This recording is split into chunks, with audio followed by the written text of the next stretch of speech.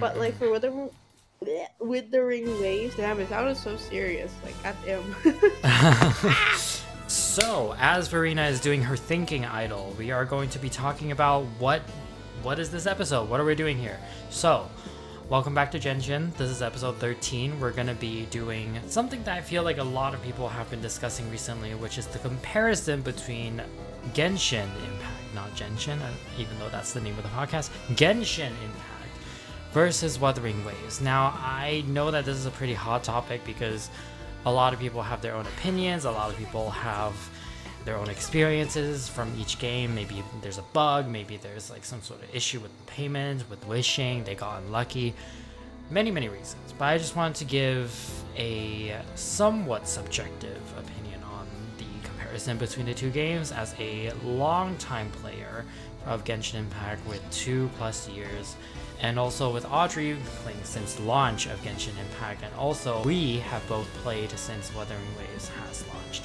So we are going to be dividing this into 4 main categories, with the first one being story, second one being gameplay, aka combat related stuff, number 3 character design, and number 4 endgame content. Now, we will just be speaking in general on each topic, offering our own insights with hopefully some examples. So yeah, let's get into the first part of the video. Damn, it sounded so serious. Like goddamn. It's not a super serious topic, but let's get started with the story part of this video. Yeah. So Audrey, what do you think of Genshin's story versus Wuthering Waves so far? Okay, I'm gonna be the biggest Genshin fan here. Sure. At least for the story quest part. Mm-hmm, I really like the story, I really like the design of it. I would say for Wuthering Waves, it's not as, I guess, engaging, but it could just be that I don't have that much expectation going into the game. Like for Genshin, I was like extremely hyped for it, but like for Withering Waves, I'm just kind of like, okay, like we'll see how it goes. Right. And the best part for the story quest, I guess, for Withering Waves is that I can skip it. I don't have to waste time. Yeah. That I don't, like I guess like that's why I don't really care about the story quest, because most of the time I do actually skip, except for the main quest where there's actual people talking. For like the other parts, I just skip it right away. So that's my 2 cents on it. I honestly don't have much opinion, I guess, when it comes to the story quest. I like how the main story quest is going, especially for the part when you're unlocking a new island. I forgot what it's called.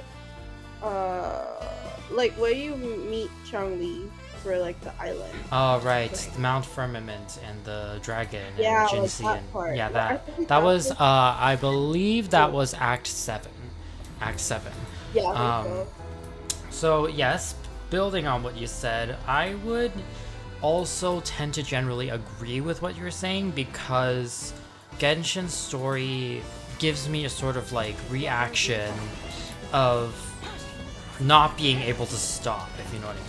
Sometimes I just play it as podcast. Yeah. The depth in which Genshin's story goes to, and the lengths that the story writers go to in terms of the background story and the lore based on real life mythologies, and also real life stories of historical figures and people based on the region that each place is inspired by, is really cool, and something I feel like Wuthering Waves, unfortunately, as of recording this video, has not done to the best, I guess. Because Genshin storyline have a lot of lore to them, and like a lot of speculation, and I know also a lot of creators like do a lot of videos on what like the little hints, the little breadcrumbs they give us. Yes. And so that's what makes the community more engaged with storyline compared to like Wuthering Waves.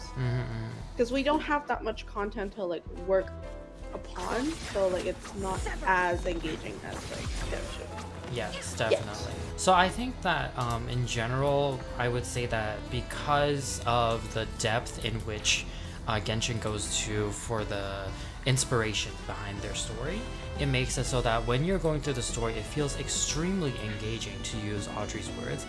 And it also feels like there's a lot of attention to detail crafted through every single part of the story that you go through. Sometimes even the not voiced parts of the story, aka the parts that are not part of the main quest or the Archon quest in Genshin, also have their depths. Like, for example, the Dirge of Bilkiz, I don't know how to pronounce it, the Desert Quest. The Desert Quest, actually, it is very much a shame that it is not voiced. I would have appreciated that it is, because after looking at the background and the lore from that one, I was very impressed. But that is just one of many examples which I feel like Genshin's story has basically won in the comparison. And other than that, I would say another factor that you can think about when discussing this comparison is obviously Wuthering Waves has been out for 1 month or so, and it is a very young game in terms of age. Genshin has been around for 3+ years. I think we're approaching 4 years. And so you can also make the argument that because the game is so young, the story writers probably have not gotten to that level of depth yet.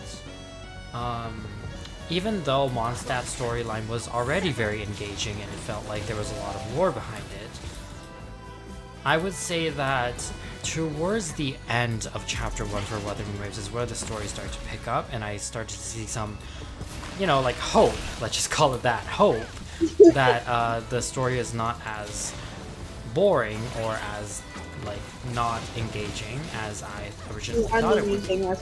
Yes.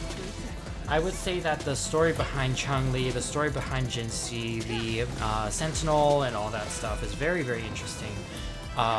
The only problem I had with the first couple acts of Chapter 1 is that because they were trying to teach you a lot about the gameplay, similar to what, like, the first few companion quests with Amber, Kaya, and all those people, with Lisa, like, similar to what they did with those, I would say that it was trying to teach you a lot of the gameplay aspects, and so therefore, some parts of it felt not as engaging or entertaining. And that's okay.